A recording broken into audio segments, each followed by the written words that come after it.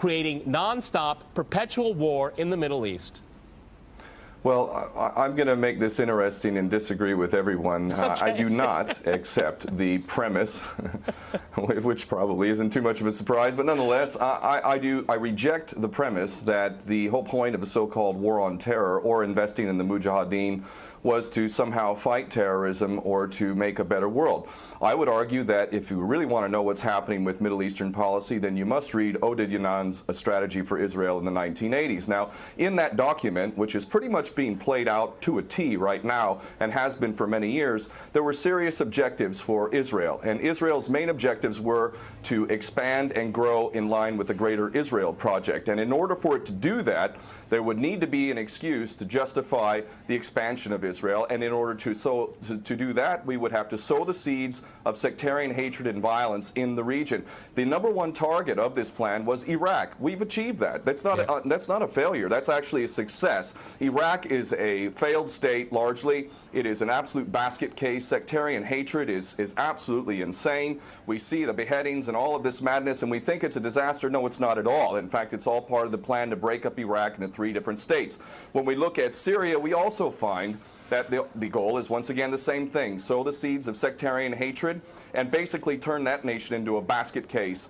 This is happening according to plan as well. Now, ISIS, funny enough, could stand for the Israeli Secret Intelligence Service. Many people are seeing the very big benefits to the state of Israel, the so-called Jewish state of Israel, by the breakup and the balkanization of the surrounding states. So actually, if you believe what's being told to you, and I just don't know why anyone would believe anything that comes out of the mouth of virtually any Western leader, whether it be Obama or Bush or any of the rest of them, all of these people are nothing but patent liars, and everything they say is pretty much the opposite of the truth. So I don't accept virtually anything they say. Okay, good. Okay, Peter, if I can go to you in New York. I mean, there is absolute continuity between the policies of Iraq and breaking it up and breaking up Syria as well. It is beyond naive to suggest that the U.S. doesn't have its fingerprints all over ISIS. In fact, tell me this: why has ISIS never once, or al-Nusra Front or Al-Qaeda, not once have they attacked Israel? In fact,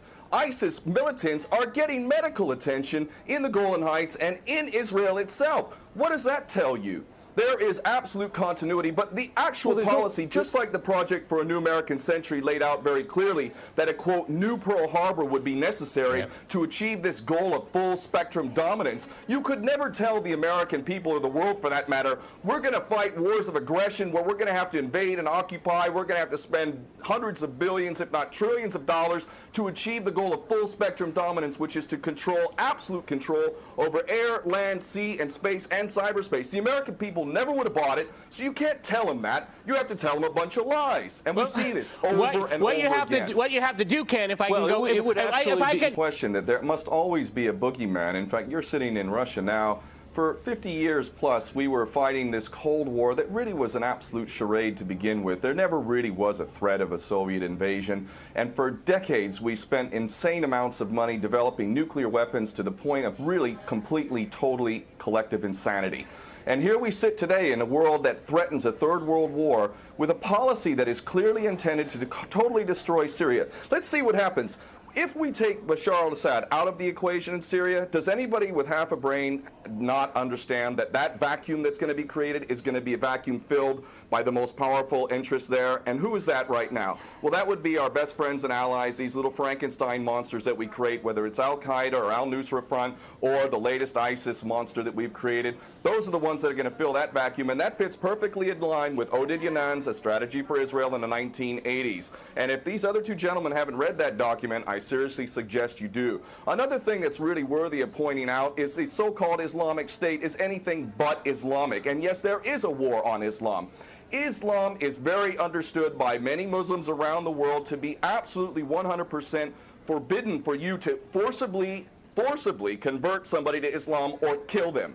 This is totally untrue. Back in the medieval times, when there was Muslim empires, it was an absolute understanding and policy amongst the Muslims who were in charge at that time that those who practiced whatever religion were allowed to continue practicing that religion, and they were not even forced to pay taxes into the Muslim empire itself. However, However, if people wanted to practice that religion, they would not be able to derive the benefits of the tax system and so on and so forth. The bottom line is no Muslim in their right mind would justify going in and literally executing men, women, and children simply because they don't convert to your religion. These people are not Islamic. They are creations of the monster, which is the empire of the United States and all its cohorts in Israel and England in particular. And this monster is purposely created to justify the continuing insanity of the never-ending war policy, which is really the core of America. And that is exactly why I renounced my U.S. citizenship. This madness cannot be considered anything but the major threat to the world. Okay, Peter, in New York, one of the things we've seen... Well, there are very obvious solutions. One is to arrest the traitors in the U.S. Congress and White House who have sworn to uphold the U.S. Constitution, and somehow the American people have sat by while the president has afforded himself the power to execute anyone, anywhere, anytime, for any American citizen to be detained without any due process of law, no representation, incognito, and theoretically, he could be condemned to death by a military tribunal in secret and executed. All of this operating under supposedly the United States Constitution. So all of these traitors need to be arrested, first and foremost. When Netanyahu came to the Congress a couple of years back, he received 29 standing ovations by these cowardly chicken hawk traitors. So the American patriots need to stand up and grab a pair and ultimately have some integrity and get rid of these traitors. Secondly, cut off all funding to Israel. Israel is a pariah state, a criminal state. It is committing active policies of genocide by the legal definition of the word according to Black's Law Dictionary. That country needs to be cut off right now. All of their attention needs to turn inward. Stop your little empire endeavors and full spectrum dominance and all of this sort of madness. Start taking care of your infrastructure back home. Start taking care of the American citizens who have worked their whole lives and now find themselves wondering how they're going to keep a roof over their head. All of that is very obvious and very sensible. Or America can continue to decline into an absolute total pariah state, hated and resented around the world, and maybe bring the whole world into World War III. I would prefer that we do the former instead of the latter, but ultimately we need some serious change in government, and that means getting rid of these traitors.